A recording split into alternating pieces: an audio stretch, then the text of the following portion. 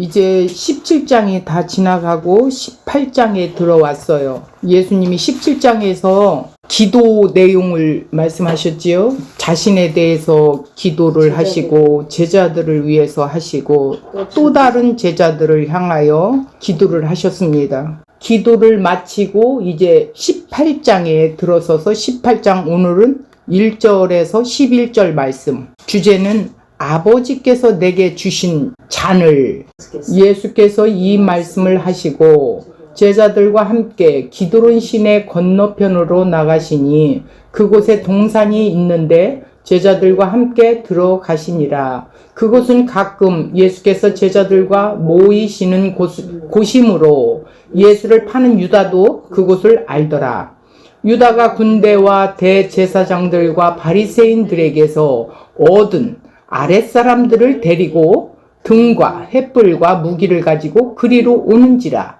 예수께서 그 당한 일을 다 아시고 나아가 이르시되 너희가 누구를 찾느냐? 대답하되 나사렛 예수라 하거늘 이르시되 내가 그니라 하시니라. 그를 파는 유다도 그들과 함께 섰더라.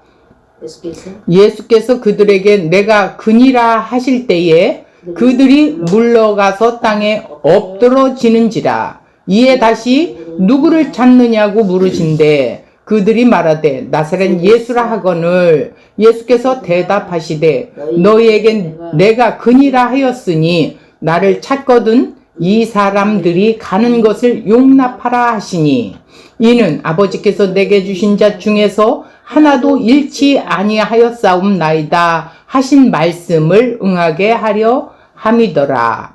이에 시몬 베드로가 칼을 가졌는데 그것을 빼어 대제사장의 종을 쳐서 오른편 귀를 베어버리니 그 종의 이름은 말고라. 예수께서 베드로더러 이르시되 칼을 칼집에 꽂으라. 아버지께서 주신 잔을 내가 마시지 아니하겠느냐 하시니라. 오늘 여기까지 말씀인데 이 말씀의 상황을 좀 보게 된다면 자 1절에 보니까 예수께서 이 말씀을 하시고 그러니까 지금 이제 넓게로 말하면 13장에서 17장의 말씀까지 마치시고 또 좁게로는 17장 그 기도 내용을 마치시고 이렇게 봐도 되고 제자들과 함께 어디로 가느냐면 기드론 시내 건너편으로 나가시니 그곳에 동산이 있는데 제자들과 함께 들어가시니라.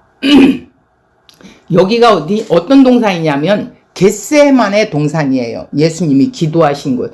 여기가 이제 제가 가봐서 아는데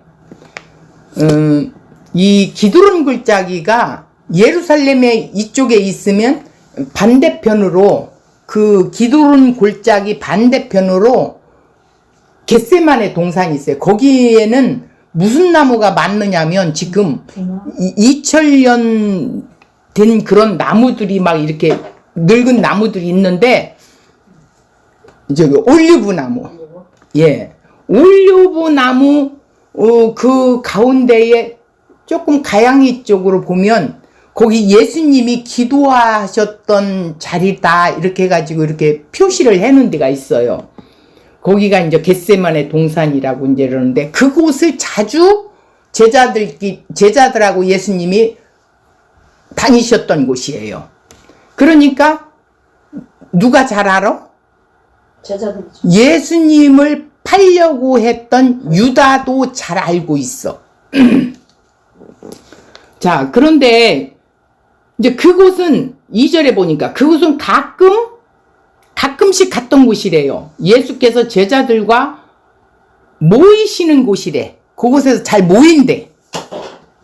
근데 유다도 그걸 잘 알고 있다는 거야. 여기 제자들하고 자주 오는 데니까 여기 가면 있을 거다. 이제 이렇게 짐작을 하는 거겠죠.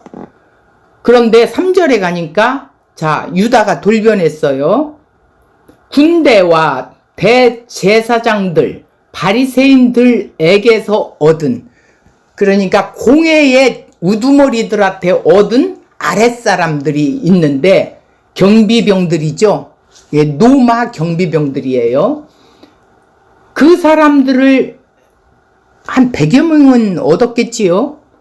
자, 이래서 어떻게 해요? 데리고 등과 횃불, 무기를 가지고 그곳으로 오네. 예수님 진짜. 자, 예수님은 이미 이제 이걸 알고 계시죠. 그 당할 일을 다 아시고, 그 당할 일이 뭐예요? 아, 이렇게 붙잡혀서 이제 빌라도 앞에 가야 되고, 또 십자가를 져야 되고 하는 이 하나님의 뜻을 이루기 위해요. 일이 당할 것을 아셨다라는 거예요. 아시고 4절에 나아가 이르되 그들에게 뭐라고 하는 줄이에요? 너희가 누구를 찾느냐? 그러니까 나사렛 예수라고 그래요. 그러니까 뭐라고 그래요? 내가 그니라. 나야 나. 그러니까 나를 붙잡아 가라 이 소리예요. 왜? 아버지 때가 이르렀기 때문에. 그렇지, 알고. 네. 그런데 여기서 더 이상한 일은 6절에 보니까 예수께서 그들에게 내가 그니라 하실 때에 그들이 물러가서 땅에 엎드러지는지라? 왜 그래요? 예수님의 말씀이 권세가 있죠. 이에 다시 누구를 찾느냐 이렇게 다시 물어요. 재차. 그러니까 나사렛 예수라 이렇게 해요. 그러니까 예수께서 대답하지 너희에게 내가 그니라 하였으니 나를 찾거든 나 찾으러 왔지 내 제자들 말고. 그러니까 이 사람들이 가는 것을 용납하라. 이들은 건들지 마. 왜? 성경에 응해야 되거든. 성경이 말씀하신 것이 있거든. 내가 내 제자다. 내게 주신 아버지께서 내게 주신 자들은 한 사람도 잃어버리지 않겠다고 말씀하셨거든. 이 말씀을 응하게 하려 하기 위해서 9절에 이는 아버지께서 내게 주신 자 중에서 하나도 잃지 아니하였사옵나이다 하신 이 말씀을 어떻게 해? 응하게 하려 함이더라. 그런데 여기서 베드로가 갑자기 칼을 빼서 등장해요. 그리고 대사장의 그 종 말고라는 사람의 기를 탁 쳐버려. 그러니까 예수님이 하는 말씀이 베드로 보고 뭐라 그래요? 칼을 칼집에 꽂으라. 칼로 할 게 아니다. 당연히 내가 이들한테 붙잡혀 가야 한다. 이 말은 뭐요? 아버지께서 주신 잔을 내가 마시지 아니하겠느냐 하시니라. 내가 이거 이루러 왔어. 이게 아버지 뜻이야. 내 이 잔을 마시러 왔다고. 그런데 너희들이 막아서 뒤겠니? 그러니까 예수님의 의도를 아직 제자들은 알 수가 없지요. 자, 그러면 오늘 이 주제의 말씀을 가지고 한번 원고로 나아가 봅시다. 아버지께서 내게 주신 잔, 이 잔을 이제 마시러 주님이 출발을 하시는 거예요. 자, 이제 18장에 등장하는 이제 유다가 나와요. 유다가 스승을 은 30에 파는 장면 이미 나와 있어요. 그리고 이제는 예수님이 유다를 통해서 잡혀가게 되고, 자, 재판에 이제 넘기게 되지요. 그래서 십자가의 언도를 받는 것이 잔을 마시는 뜻을 말하는 거예요. 이것이 아버지의 뜻을 완벽하게 이루시는 내용이에요. 십자가에서 죽으심이 아버지의 뜻을 이루는 거예요. 자, 제자들과 마지막 저녁 식사 도중 많은 대화를 이렇게 나누신 후 제자들을 데리고 이렇게 겟셋마네 동산으로 올라가시고 계세요. 그 도중에 주님께서 기도하신 내용이 뭐였어요? 17장에 기록되어 있죠? 세 가지를 나눠서 이제 이렇게 기도를 했어요. 자, 본문은 주님께서 겟세마네 동산에 도착하셨을 때 그곳에는 벌어지는 일에 대한 내용들이 이제 나오는데 1절에 예수께서 이 말씀을 하시고, 그러니까 조금 전에 말한 것처럼 13장에서 16장 그리고 17장 기도에 대해서 말씀하시고 기도하시고 제자들과 함께 기드론 시내 건너편으로 나가시니 그곳에 동산이 있는데 제자들과 함께 들어가시니라. 아버지께 기도하신 후 11명의 제자들과 함께 겟세마네 동산으로 나가신 것이죠. 이걸 보고 동산이라고 말한 거예요. 유다는 이때 예수님과 제자들과 함께 하지 않았어요. 대신 누구와 함께? 대제사장들과 함께 있었어요. 유다가 예수의 등을 돌린 이유가 뭘까요? 예수에 대해 갖고 있던 자신의 기대가 모두 무너져 버렸어요. 자기 욕망을 이루어줄 자인 줄 알았는데 그것이 아니었어. 예수를 따라다니며 낭비했던 3년을 보상받기 위해 종교 그 당국에 어떻게 했어? 은 30에 4개월을 받을 수 있는 월급이 은 30이래요. 이렇게 해서 팔아 넘기기로 마음을 먹었대요. 유다는 이 사실을 동료 제자들에게 철저히 숨겼지요. 그러나 예수님은 다 알고 계셨습니다. 주님께서 제자들과 마지막 식사를 하실 때 갑자기 그들의 발을 씻기기 시작했어요. 13장에. 13장 21절 예수께서 이 말씀을 하시고 심령이 괴로워 증언하여 이르시되 내가 진실로 진실로 너희에게 이르노니 너희 중 하나가 나를 팔리라. 이렇게 말씀을 하셨어요. 그러자 제자들이 도대체 예수님을 배신할 자가 누구인지 서로 의심하기 시작했어요. 22절에 예수님께서 누구인지 알려달라고 어떻게 해요? 요구하지요? 그랬더니 내가 떡 한 조각을 적셔다 주는 자가 그니라 이렇게 말씀해요. 그러면서 곧 떡 한 조각을 적셔서 유다에게 주지요. 26절에 자, 주님에게서 떡을 받은 후 사단이 그 속에 들어갑니다. 이에 유다에게 어떤 일이 벌어져요? 13장 27절 내가 하는 일을 속히 하라. 자, 그랬더니 유다는 떡 한 조각을 받은 후 예수를 넘기기 위하여 대제사장에게로 찾아가지요. 30절에 지금 전후 사정을 다 알고 있기에 이때 예수님이 네가 하는 일을 속히 하라라는 말씀이 무엇을 의미하는지 알고 있지만 당시 제자들은 알 길이 없었어요. 그 29절을 보면 돈깨 맡은 유다에게 명절에 쓸 것을 사라고 하신 것인지 혹은 가난한 자들을 구제하기 위해 무엇을 사라고 하신 말씀인지 나름대로 이해하고 있었다고 말하고는 있지만 유다가 군사를 이끌고 체포하기 위해 등장했을 때 제자들은 그제서야 주님께서 하신 말씀이 무슨 말씀인지 그때야 알게 되는 거예요. 즉 주께서 이미 이 일들이 벌어질 것을 알고 계셨다는 것을 깨닫게 된 것이죠. 주님은 다 알고 계셨구나. 2절 그곳은 가끔 예수께서 제자들과 모이시는 곳으로 예수를 파는 유다도 그곳을 알더라. 이렇게 2절에 말씀하고 있습니다. 이는 유다가 예수께서 겟세마네 동산으로 오실 것을 알고 있었다는 것을 암시해주고 있죠.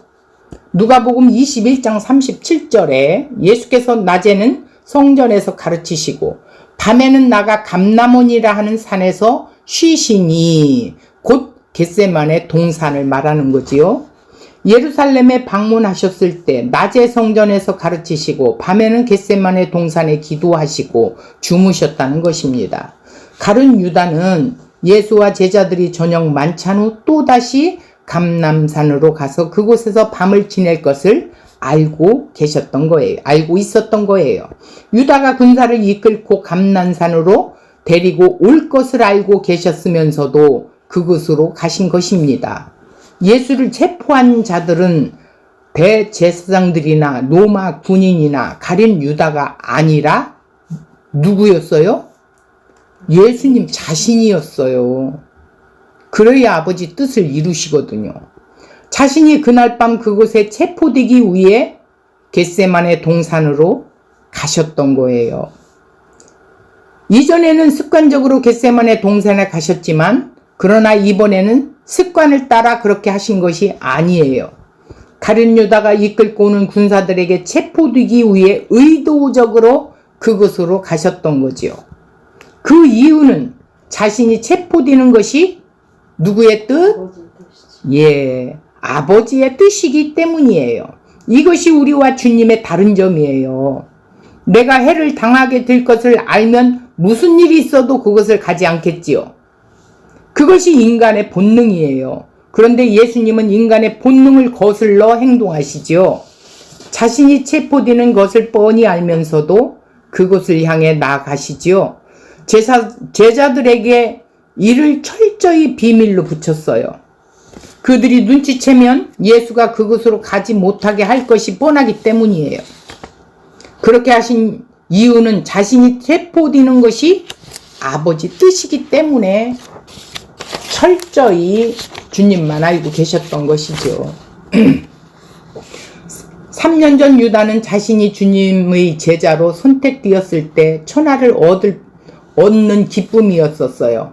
그 후 3년간 모진 고생을 감수하며 주를 따랐습니다. 그런 자가 지금 주님에게 등을 돌리고 은30의 주님을 배신하고 있는 것입니다. 그는 예수를 자기가 원하는 세상을 만들어줄 메시아로 생각했거든요. 그런데 시간이 지나면서 예수가 자신이 기대했던 메시아가 아니라는 것을 발견하게 된 거예요. 그러니까 유다 자신의 착각이었던 것이죠. 그는 다른 제자들과 달리 깨끗함을 얻지 못했던 것입니다. 요한복음 13장 10절에 그러자 즉시 마음을 돌려 예수를 포기하고 돈을 선택한 것이에요. 그 이유는 그 마음 중심에 자기 행복이 자리 잡고 있었기 때문입니다. 아마 오늘날 신앙생활을 하는 자들 속에서 교회 안에 이런 자들이 분명히 있을 것입니다. 마태복음 16장 24절 너희 중에 누구든지 나를 따르려거든 자기를 부인하고 자기 십자가를 지고 나를 따를 것이니라 그랬어요. 가룟 유다 역시 이 말씀을 들었던 자였습니다. 그러나 그 말씀이 그에게 능력으로 역사하지는 못했습니다. 주님은 유다를 붙들지 않으셨어요. 네가 하려는 일을 속히 하라고 그를 내보내셨어요. 오히려. 그러나 다른 제자들은 주님께서 끝까지 붙드시고 계세요. 우리가 지금까지 인간의 본능으로 절대 따를 수 없는 예수를 따르고 있는 이유는 주님의 손이 우리를 능력으로 붙들고 계시기 때문이에요. 우리 믿음이 그런 것이 아니에요. 내가 나를 부인한다는 것이 아니라 주님께서 우리를 붙들어 자신을 부인하는 길로 이끌어 가시는 것이지요. 자, 3절, 4절, 5절, 6절을 읽어보겠습니다. 유다가 군대와 대제사장들과 바리사인들에게 얻은 아랫사람들을 데리고 등과 횃불과 무기를 가지고 그리로 오는지라. 4절, 예수께서 그 당한 일을 다 아시고 나아가 이르시되 너희가 누구를 찾느냐? 5절, 대답하되 나사렛 예수라 하거늘 이르시되 내가 그니라 하시니라. 그를 파는 유다도 그들과 함께 섰더라.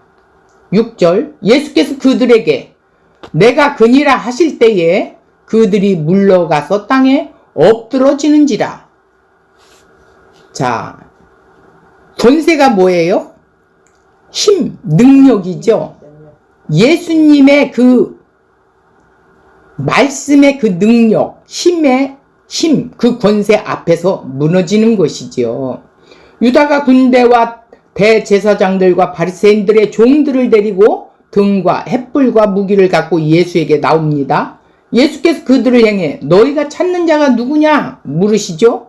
무리들이 나사렛 예수라고 하자 예수가 바로 반응하죠. 내가 그니라 이렇게 하셨어요.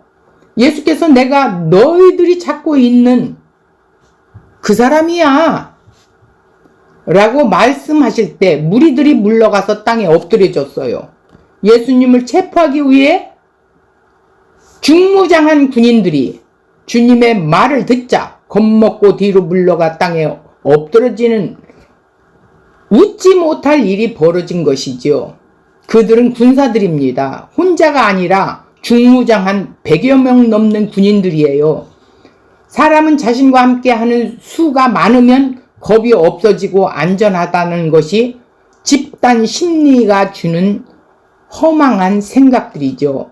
이 무리들이 예수와 그의 제자들을 보았을 때 그들은 한 주먹감도 되지 않는 오아집졸, 조무래기들이었습니다. 예수의 제자들은 중무장한 군사들을 보고 공포에 휩싸여 사색이 딘 채 떨고 있었어요. 그런데 오히려 군사들이 놀래 자빠지는 일이 벌어지게 돼요. 이것이 참 위험하고 참 권세이죠. 위험, 참 권세. 주님에게만 있다는 것이죠. 군사력의 권세도 주님의 권세 앞에서는 무너지게 됩니다. 주님의 권세는 하나님 뜻 안에서 있는 권세입니다. 무리는 힘과 숫자의 권세를 앞세우고 있지만 주님의 권세 앞에 그들이 권세가 속절없이 무너져 버리고 맙니다. 이들은 대제사장들, 무장한 동료들과 함께하기에 안전하다고 생각했지만 주님 앞에서 그들이 의지했던 숫자의 권세는 아무런 의미가 없었습니다. 이 모습이 마지막 심판의 날에 벌어질 모습들이에요. 군사들이 들어 닥쳤을 때 주님은 조금도 요동하지 않았던 이유, 이에 대한 마음의 준비가 끝났기 때문이에요. 어떤 마음? 십자가에 당신을 드려야 할 때가 왔음을 준비한 것이죠. 필사적으로 기도하신 후 마음의 준비를 끝내시고 모든 것을 내려놓으신 것이 예수님의 담대함의 비결입니다. 우리가 담대하지 못한 이유는 뭘까요? 아직까지 내려놓지 못한 무언가가 남아있기 때문에 우리가 담대하지 못한 거예요. 예수님은 모든 것을 내려놓고 아버지의 뜻에 자신의 몸을 맡기신 것입니다. 제자들은 이러한 마음의 준비가 전혀 되어 있지 않습니다. 주님께서 그들에게 함께 깨어 있어 기도할 것을 3번이나 요구했지만 그들은 어떻게 했어요? 하나님의 뜻을 알지 못하고 있던 이들이 예수님과 같이 필사적으로 기도하며 마음의 준비를 할 수가 없었던 것입니다. 그래서 군사들이 들이닥치자 패닉 상태의 예수를 버리고 도망칠 수밖에 없었던 것이었습니다. 기도는 하나님의 뜻을 알고 있는 자만이 할 수 있는 거예요. 기도는 아무거나 하는 것이 아니에요. 그런 기도는 이방 사람들이 하는 것이죠. 그러지 않으면 내 뜻이 욕망밖에 기도가 안 되거든요. 하나님의 뜻을 알지 못한다면 먼저 하나님의 뜻을 알게 해달라고 기도만 해야 한다라는 것입니다. 하나님의 뜻을 알고 있기에 하나님의 뜻에 내 잔을 드리기 위해 필사적으로 기도할 수 있다라는 것입니다. 주님이 나를 어떻게 사용하시고자 부르셨는지 알아야 한다라는 것입니다. 복음과 세상의 관계에 대해서도 알고 있어야 합니다. 예수님의 기도를 우리도 할 수 있게 되는 것입니다. 기도는 다가올 고난에 내 마음을 준비시키는 일이죠. 즉 기도는 나와의 싸움입니다. 십자가의 길을 필사적으로 거부하는 내 육신을 하나님의 뜻에 처 복종시키는 싸움의 기도이지요. 이게 기도예요. 예수님의 기도가 바로 이런 기도였습니다. 이 기도에는 승리하는 자가 세상을 이기는 자입니다. 이런 기도를 하는 자가 세상을 이길 수 있다라는 거예요. 제가 이번에 아파보니까 더 절실한 이런 생각이 들었었어요. 아, 이러다가도 갑자기 하나님 곁으로 갈 수도 있겠구나. 그런데 내가 이러다 가면 주님 앞에 내놓을 게 없다? 아니, 내가 정말 주님을 제대로 아나? 이런 두려움도 있었어요. 그러면서 이렇게 기도를 했어요. 주님, 내 나이가 이제 70이 가까이 오는데 이제 내가 건강해서 하나님 일을 하는 것이 얼마나 더 할 수 있을까? 그런 생각을 해보는 시간을 갖게 됐어요, 이번에. 그러면서 때를 아끼고 시간을 아껴야 한다라는 성경의 말씀 속의 내용이 생각이 나면서 내가 건강할 때 더 하나님을 찾고 하나님을 더 알고 하나님을 증거하는 자로 서야 되겠구나. 이것이 나와의 싸움의 기도구나. 오늘 말씀에 나온 그 내용이 내가 이렇게 살아야 하는구나 라는 것을 다시 한번 곱씹는 그런 시간을 갖게 되었던 거예요. 자, 오늘 7절, 8절, 9절. 이에 다시 누구를 찾느냐고 물으신데 그들이 말하되 나사렛 예수라 하거늘 예수께서 대답하시되 너희에게 내가 그니라 하였으니 나를 찾거든 이 사람들이 가는 것을 용납하라 하시니 이는 아버지께서 내게 주신 자 중에서 하나도 잃지 아니하였사옵나이다 하신 말씀을 응하게 하려 함이더라. 이렇게 써요. 두려움에 쌓여있는 우리에게 주님께서 누구를 찾느냐고 재차 묻습니다. 나사렛 예수라고 말하지요. 이에 주님께서 너희에게 내가 그니라 하였으니 나를 찾거든 이 사람들은 가는 것을 용납하라고 이렇게 말씀하세요. 예수께서 자신을 내어주시고 제자들은 가게 해줄 것을 요구한 것이 9절 말씀 때문이었습니다. 자, 요한복음 17장 12절 내가 그들과 함께 있을 때에 내가 주신 아버지의 이름으로 그들을 보존하고 지키었나이다. 그 중에 하나도 멸망하지 않고 다만 멸망의 자식뿐이 오니 이는 성경을 응하게 함이니이다 이랬어. 그러니까 12제자 중에서 딱 한 사람이 있대요. 멸망하지 않아야 되는데 멸망의 자식 하나가 있다라는 거예요. 이것은 성경을 응하게 하기 위해서라는 거예요. 그래서 아버지께서 자신에게 맡긴 자들 한 명도 잃어버리지 않고 보존하고 지킬 것을 약속하셨어요. 주님은 이 약속을 전에도 하신 적이 있습니다. 요한복음 6장 39절 나를 보내신 이의 뜻은 내게 주신 자 중에 내가 하나도 잃어버리지 아니하고 마지막 날에 다시 살리는 이것이니라. 자, 예수님 말씀이 거짓인가요? 예수에게 붙들린 자는 결단코 잃어버리지 않습니다. 주님은 아버지께서 자신에게 보낸 자들을 하나도 잃어버리지 않으실 것임을 선언하셨습니다. 그리고 지금 자신이 체포되는 과정에서 제자들을 놓아주고 나를 붙잡아 갈 것을 군인들에게 요구하시므로 주님께서 이 약속을 이루기 위해 그 어떤 일도 행하실 것임을 입증하신 것입니다. 우리의 구원은 내 손에 달려있지 않습니다. 누구 손에? 우리의 구원은 주님이 이 약속한 그 약속을 반드시 이루시는 주님의 열심이 달려 있다라는 것입니다. 우리는 마지막 날에 영원한 생명의 부활로 주님 나라에 참여하게 될 것입니다. 이렇게 말할 수 있는 것은 주님의 약속 때문입니다. 그래서 주님을 알아가는 일에 힘을 써야 한다라는 것입니다. 주님이 어떤 분인가를 알아갈 때 우리의 구원이 얼마나 확실한 것인지를 알게 되기 때문이죠.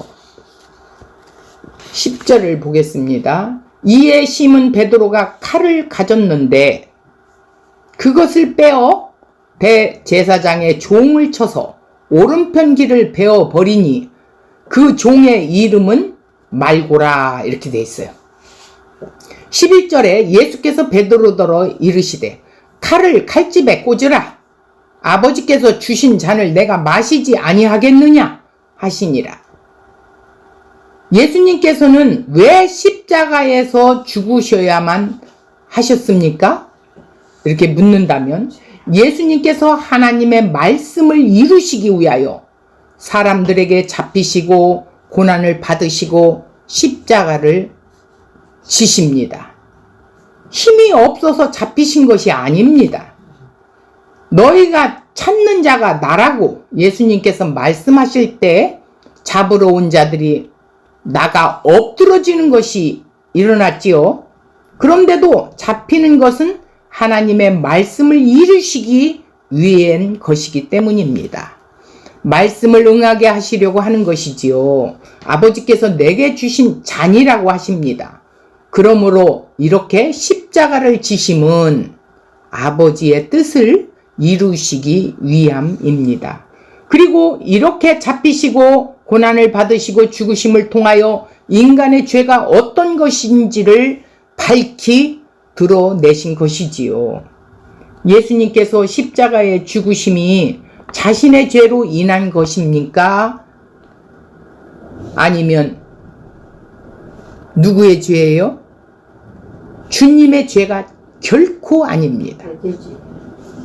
바로 나의 죄 때문입니다. 재판관인 빌라도가 죄 없다고 선언했어요. 그런데 왜 죽으신 것입니까?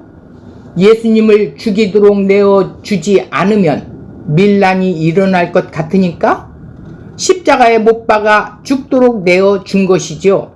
그러면 이렇게 예수님을 십자가에 못 박아 죽여라고 고함을 지르는 자들은 누구였어요?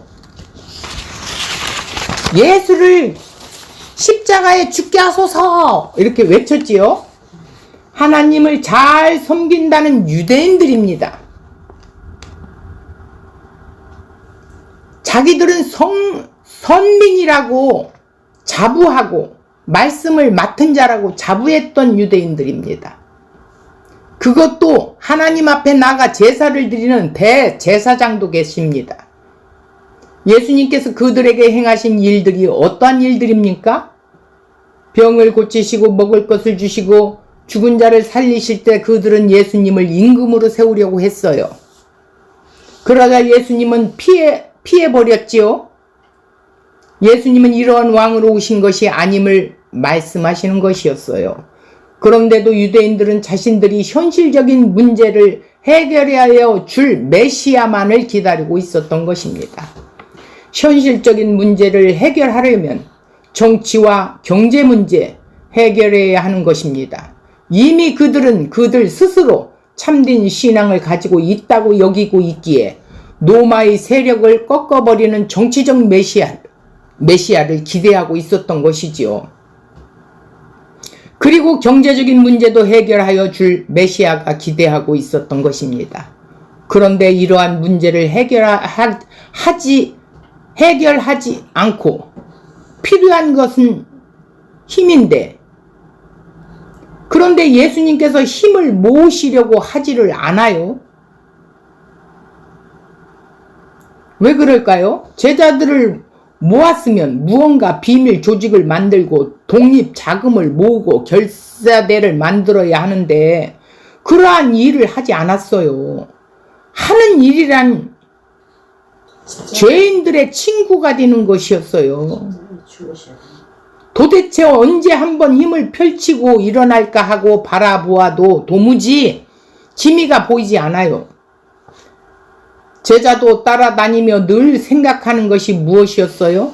언제 예루살렘에 입성하여 왕으로 등급할까 기대해야 하면서 내가 한자리 해먹어야지, 내가 옆자리 해먹어야지, 이런 생각으로 12 제자들이 주님 옆에 있었습니다.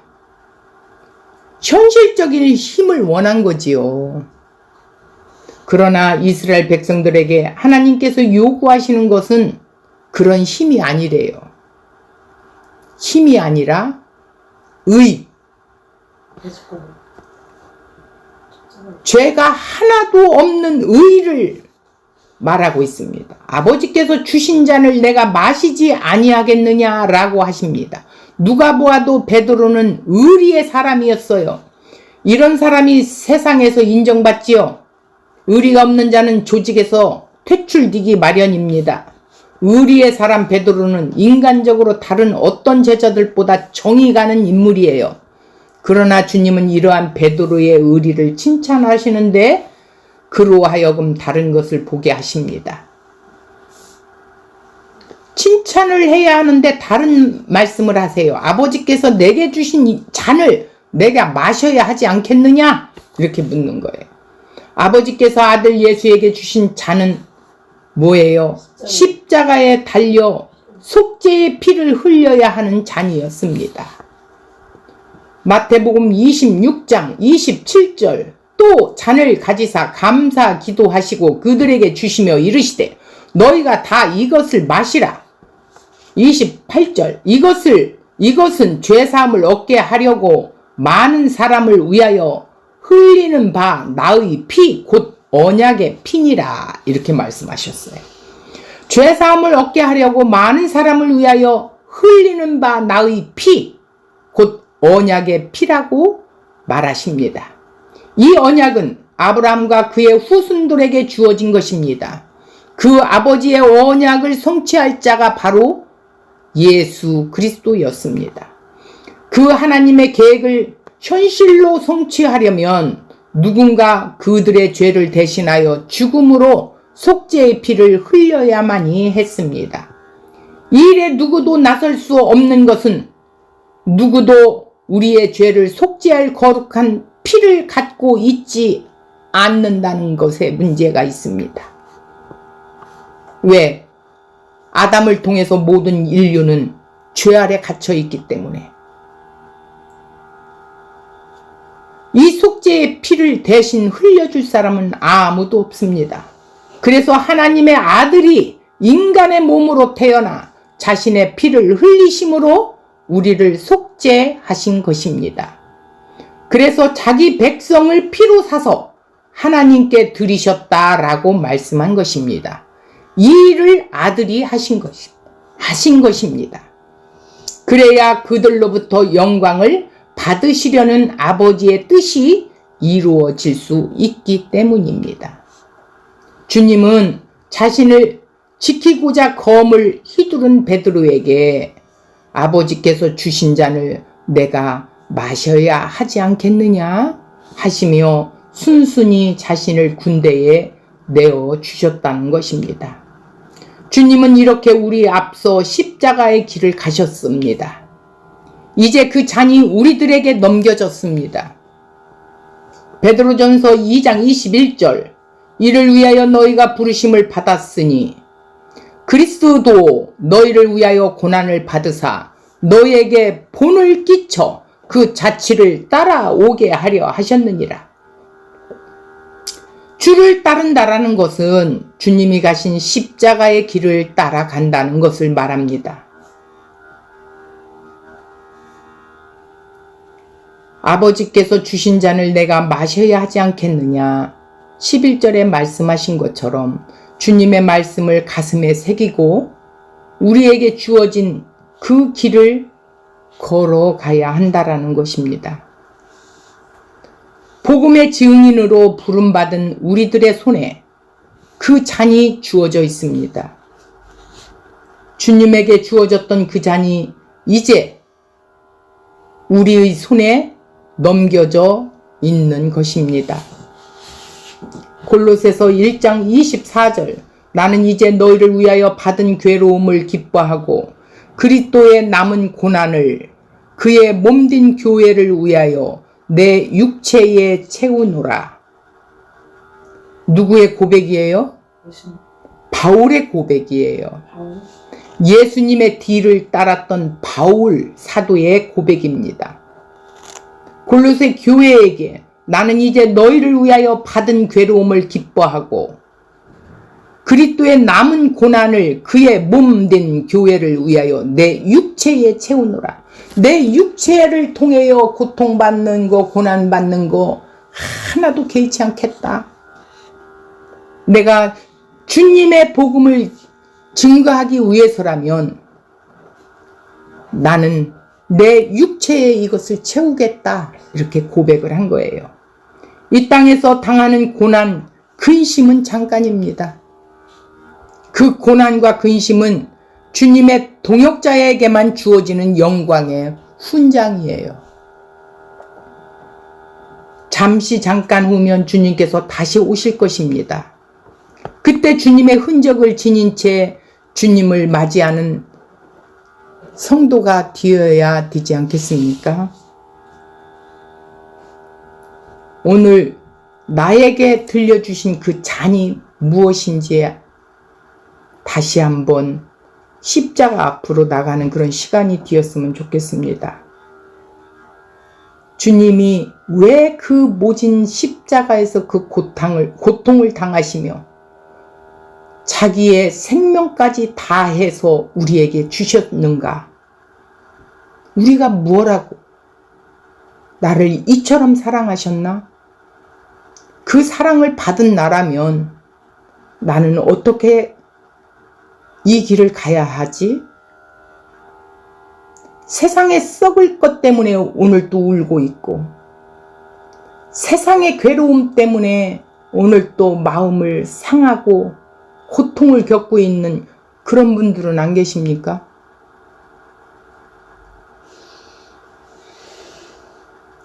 우리는 이 세상의 고통에 우리를 보낸 자들이 아니에요.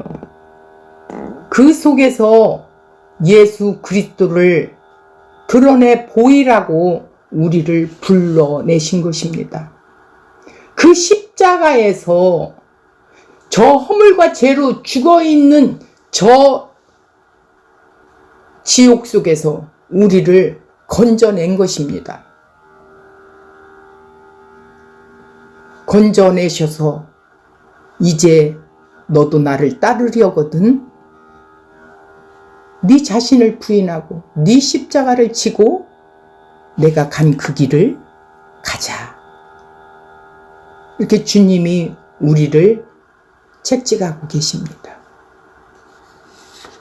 그 주님이 오늘 이 시간도 나와 함께하고 계세요. 미래에 있을 주님이 아닙니다. 미래에 있을 천국이 아닙니다.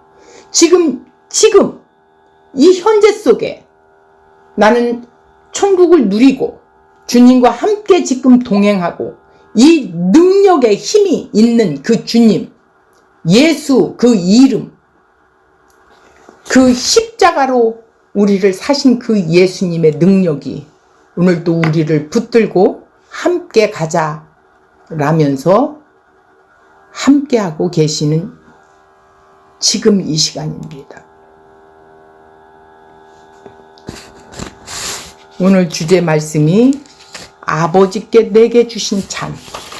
주님이 이 잔을 마셨으면 이제 그 잔을 나에게 주셨다라는 사실을 기억하시고 나도 이 잔을 마시며 주님을 따라가야 하는 자라는 것을 다시 한번 상기하는 그런 시간을 가졌으면 좋겠습니다.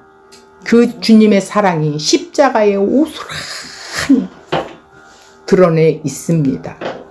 오늘은 이것으로 마치겠습니다.